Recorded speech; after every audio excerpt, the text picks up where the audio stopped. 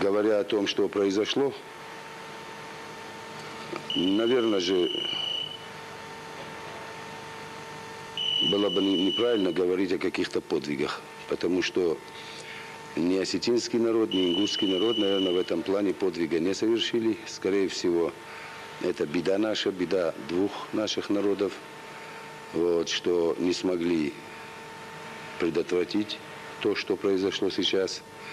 Вот. И относить это за счет народов было бы неправильно. И в частности даже и целиком ингушского народа.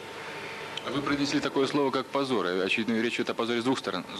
С двух сторон я бы в полном объеме его не назвал, потому что исторически я знаю свой народ, он мирный народ. Мы ни на кого не собирались нападать. Может быть, где-то ниже я скажу об этом, как это произошло.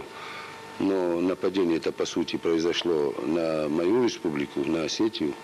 А в принципе, это позор и для тех, и для других, что все-таки люди погибли.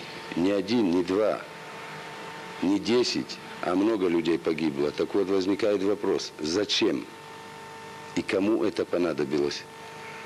Значит, выходит таким образом, что правы те, которые когда-то высказали, что любая война заканчивается миром. Но было бы гораздо лучше, наверное, если бы не допускать до войн.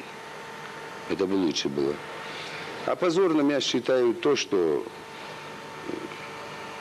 наверное, бы цивилизованным путем определить свою судьбу было гораздо лучше, нежели с позиции применения силы, вот, путем вооруженного столкновения. Ну, вот вы убедились, каковы плоды этого вооруженного столкновения.